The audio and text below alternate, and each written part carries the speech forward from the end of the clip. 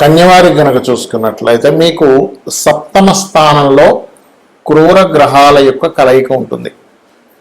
శని మీనంలో ఉన్నాడు ప్రస్తుతం. మీకు ఆ మీనంలో ఉండేటువంటి శనితో పాటు రవి కూడా కలిసి ఉన్నాడు. ఆ రవి 14వ తేదీకి మారిపోతున్నాడు. కాకపోతే శనికి కుజుడు కలుస్తున్నాడు వెళ్ళి. ఈ రెండు గ్రహాల యొక్క తత్వము విభేదంగా భేదం ఉంటుంది వీటి మధ్యని. ఆ భేదం వలన కలిగే ఫలితము మరలా బుధుడు కూడా మనకి సప్తమ స్థానంలోకి వస్తున్నాడు 11వ తేదీ నుంచి. అయితే ప్రధానంగా మనకి ఈ శని కుజ రవి గ్రహాలు 3 గ్రహాలు క్రూర గ్రహాలు కాబట్టి వీటి వల్ల కలిగే ఫలితాలు ఏమిటి, మంచి ఫలితాలు ఏమిటి, ప్రభావం ఏమిటి, అంటే దుష్ప్రభావం ఏమిటి, ఏ విషయాల పట్ల మీరు జాగ్రత్తగా ఉండాలి, దేశకాల పరిస్థితుల్లోని మరియు జాతకం లేకపోతే ఏ విషయంలో జాగ్రత్తగా ఉండాలనేటువంటి అంశాలు చెప్తుంది నేనైనప్పటికీ చెప్పిస్తుంది సాక్షాత్ లలితా అమ్మవారిగా భావిస్తూ ఆ లలితాంబిక అమ్మవారి యొక్క అనుగ్రహం మీకు పరిపూర్ణంగా కలగాలని మనస్ఫూర్తిగా కోరుకుంటూ ఇక్కడ సప్తమం జీవిత భాగస్వామిని, వివాహ విషయాలని, సామాజిక విషయాలని, వ్యాపార భాగస్వాముల్ని, మీకు ధనము వచ్చే విధానాన్ని చెప్తూ ఉంటుంది ఎప్పుడు కూడా సప్తమం. అయితే ఇక్కడ మీరు తొందరపడి వివాహ నిర్ణయాలు తీసుకోకండి. అయితే ఇన్ని రోజుల నుంచి సప్తమంలో శని ఉన్నందుకు కొంత వచ్చే సంబంధాల విషయంలో ఆలస్యం అవుతున్నప్పుడు ఇప్పుడు కొంచెం అవతల వాళ్ళు శనికి కుజుడి యొక్క సంబంధం వచ్చిందని తొందరగా రిప్లై ఇస్తారు, తొందరగా ముందుకు కదులుతూ ఉంటాయి. అదేవిధంగా కొంత ఆ యొక్క విషయంలో ఘర్షణ కూడా అవుతూ ఉంటుంది. అంటే ఒక వివాహం అనుకోగానే ఆ వివాహం విషయంలో కుటుంబ సభ్యుల్లో ఏర్పడినటువంటి విభేదాల వల్ల కొంతమంది అవునంటే కొంతమంది కాదండము, తద్వారా ఇదేని మీకు ఇష్టం లేకపోతే నేను ఎందుకు చేసుకుంటా అనుకోవడము, లేకపోతే అలాగా జరుగుతూ ఉంటుంది. కాబట్టి జీవిత భాగస్వామి ఎంపిక విషయంలో కొన్ని ఘర్షణలు, సామాజికంగా ఉండేటువంటి విషయాల్లో, కొన్ని మాట్లాడేటువంటి విషయాల్లో కొన్ని విషయాలు మీరు యాక్సెప్ట్ చేయవలసిన పరిస్థితి రావడం, మరియు అదేవిధంగా జీవిత భాగస్వామితో మాత్రమే కాకుండా వ్యాపార భాగస్వామ్యంలో ఉండేటువంటి వారికి కొన్ని ఘర్షణాత్మకమైనటువంటి పరిస్థితులు రావడము ఇటువంటివి సూచిస్తున్నాయి. కాబట్టి వ్యాపార భాగస్వామిని ఎంపిక చేసుకునేటప్పుడు కానివ్వండి, జీవిత భాగస్వామిని ఎంపిక చేసుకునేటువంటి విషయాల్లో కానివ్వండి, ఈ 40 రోజుల పాటు కొంత జాగ్రత్త వహించడం మంచిది. ఇక కొత్తగా ఎవరైతే ఈ వ్యాపార సంస్థల్లో, వ్యాపార విభాగాల్లో ఉంటారు, మార్కెటింగ్ రిలేటెడ్ అంటారు వాటిని, అటువంటి రంగాల్లో ఉండేటువంటి వారికి కొత్త ఉద్యోగ అవకాశాలు అయితే ఖచ్చితంగా వస్తాయి. మరియు మీరు నిత్యము చేయవలసినటువంటిది వెంకటేశ్వర స్వామి యొక్క ఆరాధన చేయండి. మరియు అదేవిధంగా గోవులకి బెల్లము, క్యారెట్స్, గోధుమ రవ్వ ఇవి తినిపించండి, అన్ని విధాలు బాగుంటుంది. మరి దీని మూలంగా రైతులకు కానివ్వండి, అసలు జాతకమే లేదు, జాతకం లేని వారికి కానివ్వండి, దేశకాల పరిస్థితులు అంటే మైథుని జ్యోతిషం, ముండేన్ ఆస్ట్రాలజీ అంటాం, ముండేన్ ఆస్ట్రాలజీ పరంగా మనకి ప్రపంచవ్యాప్తంగా ఎటువంటి ఫలితాలు జరగనున్నాయి అనేటువంటి అంశం కనుక మనం చూసుకున్నట్లయితే ఇక్కడ ఎప్పుడు కూడా ఈ సంవత్సరానికి రాజు గురువు అయితే మనకి మంత్రి కుజుడయ్యాడు. గురువు అయినటువంటి రాజు మీనరాశిలో ఉండేటువంటి ఎనర్జీ, అంటే మనకి ఒక గ్రహం ఎప్పుడు కూడా మనకి పరాశర మహర్షి చెప్పినట్టుగా ఆత్మ సంబంధినో ఏచ ఏ నిజదావిన దశాంతర్దశాశ్వేవ దిశంతి స్వదశాఫలం. దశా ఫలితాలు ఇచ్చేటప్పుడు కానీ, లేకపోతే ఒక గ్రహం తన యొక్క ఫలితాలు ఇచ్చేటప్పుడు కానీ, తన రాశుల్లో ఏ గ్రహం ఉంది, తనతో పాటు ఏ గ్రహం కలిసింది, తనని ఏ గ్రహాలు చూడబడుతున్నాయి, ఇవన్నీ మనం తీసుకుంటాం. కాబట్టి ఇక్కడ దుష్ప్రభావ రాశుల్లో ఉండేటువంటి గురువు మరొక దుష్ప్రభావ రాశుల్లో ఉండేటువంటి 3 గ్రహాల యొక్క ప్రభావాన్ని పొందుతున్నాడు. కాబట్టి రైతుల విషయం కనుక చూసుకున్నట్లయితే ముఖ్యంగా మామిడి పళ్ళు, అరటి పళ్ళు అమ్మేటువంటి ఎగుమతి అప్పుడు మనకి ఎగుమతి చేసేటువంటి భూములు ఉంటాయి.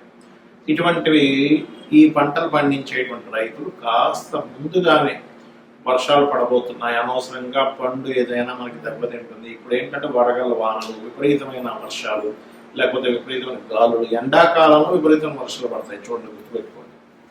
ఎప్పటి నుంచి అంటే మే 1-2 తేదీ నుంచి కుజుడు మారుతున్నాడు. కాబట్టి దానికంటే ముందు నుంచే, ఒక వారం ముందు నుంచి దాని ప్రభావం ఉంటుంది. మార్చి 26 నుంచే ఉంటుంది. కాకపోతే అక్కడి నుంచి ఇంకా పెరుగుతుంది అనమాట, పెరగడం అనేటువంటి జరుగుతుంది. మరి ఈ పసుపు అంటే పచ్చగా ఉండేటువంటివి ఏవైతే ఉంటాయో అందులో అరటి పళ్ళు ఉంటాయి, మామిడి పళ్ళు ఉంటాయి, ఇంకేవైతే పండ్లు ఉంటాయో వాటి మీద దాని ప్రభావం ఉంటుంది చెప్పాలంటే. మరి ఈ యుద్ధ సంబంధించినటువంటి విషయంలో అంటే ఖచ్చితంగా మీరు చూడొచ్చు, ఒక వారం ముందు నుంచి అంటే మే 2 నుంచి కుజుడు మారుతున్నాడు అంటే దాదాపుగా మార్చి 26వ తేదీ నుంచే ఈ యుద్ధ సంబంధించినటువంటి విషయంలో తీవ్రత బాగా పెరుగుతుంది. ఇవన్నీ అసలు మనం ఎందుకు చెప్పుకుంటున్నాం, ఎక్కడో జరిగే యుద్ధం గురించి మనకి ఎందుకు అంటే, ఎక్కడో యుద్ధం జరుగుతూ ఉందంటే ప్రతి దేశంలో ప్రతి ఒక్కరికి ఏదో రూపంలో వాళ్ళకి దాని యొక్క ప్రభావం పడుతూ ఉంటుంది. అంటే ఏమిటి, ఇప్పుడు మనకి వంట చమురు ఏవైతే గ్యాస్ ఉందో దాని మీద ప్రభావం, పెట్రోల్ డీజిల్స్ మీద ప్రభావం, లేకపోతే ఆయా దేశాల్లో కొంతమంది మన భారతీయులు ఉంటారు. ఆ భారతీయులు అక్కడ ఉంటే ఒకవేళ కొంచెం సరిహద్దు ప్రాంతాల్లో ఉంటే కొంచెం లోపలిగా వెళ్ళి ఉండడం. ఇక్కడ ఏంటంటే యుద్ధం ఎప్పుడూ కూడా పెరగకూడదు, మనందరం అదే కోరుకోవాలి.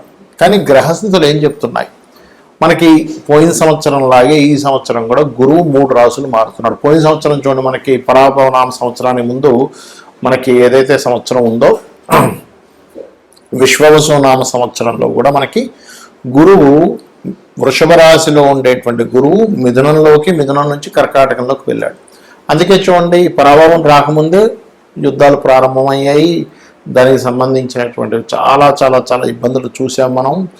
మరలా పరాభవనామ సంవత్సరంలో కూడా 3 రాసులు మారుతున్నాడు గురువు. అంటే కర్కాటకంలోకి వచ్చేసిన గురువు మిథునంలోకి వెళ్ళిపోయాడు. మిథునం నుంచి మరలా 3 రాసులు అంటే మిథునము, కర్కాటకము, సింహం, ఇలా 3 రాసులు మారడము, 3 సార్లు పంచగ్రహ కూటమి కలయిక, ఇవన్నీ ఏం చెప్తున్నాయి, ఇజ్రాయెల్లో ఇప్పుడు ఉండేటువంటి విపరీతమైన కాకుల యొక్క దాడి, ఇవన్నీ ఏం చెప్తున్నాయంటే ఇస్లాం కంట్రీస్ ఏవైతే ఉంటాయో అక్కడ ఉండేటువంటి దేశాలకి చాలా చాలా చాలా యుద్ధము యొక్క సంబంధించినటువంటి విషయం చాలా తీవ్ర స్థాయికి వెళ్ళనుంది. కాబట్టి ఇక్కడ ఏంటి, సామాన్య ప్రజలు, అది అక్కడ ముస్లిమ్స్ అయినా ఎవరైనా కానీ ఇప్పుడు యుద్ధంలో పాల్గొనేటువంటి వాడికి మాత్రమే ఇబ్బంది ఉండేది ఒకప్పుడు. ఇప్పుడు అలాగా సామాన్య ప్రజల మీద పడుతుంది. కాబట్టి సామాన్య ప్రజలు అక్కడ ఉండేటువంటి వారు వీలైనంత మటుకు కాస్త అక్కడ ఏదైనా బంకర్లు అవి ఉంటే వాటిల్లో కాస్త ఉండడము, ఇటువంటివన్నీ చేయాలి. ఎందుకంటే ఇక్కడ ఈ 3 గ్రహాల యొక్క కలయిక అనేకమైనటువంటి దేశాలను ఇన్వాల్వ్ అయ్యేలా చేస్తుంది. అంటే వారు కూడా మేము కూడా యుద్ధంలోకి వస్తామనేటువంటి ప్రభావాన్ని పెంచుతూ ఉంటుంది. కాబట్టి ఈ విషయంలో అతి ముఖ్యంగా జాగ్రత్తగా ఉండాలి. మరి దీనికి ఏమిటి, ఇప్పుడు ఇందాక నేను మీకు ఒక విషయం చెప్పాను, ఏమన్నా మరి జాతకం లేని వాళ్ళు ఏం చూసుకోవాలి. ఈ 3 గ్రహాలు సహజ 12వ స్థానంలో ఉన్నది కాబట్టి ఖర్చులు, మదుపు పెట్టేటువంటి విషయాలు, వివాహ జీవితం మీద ఈ 3 మీద జాగ్రత్తగా ఉండాలి.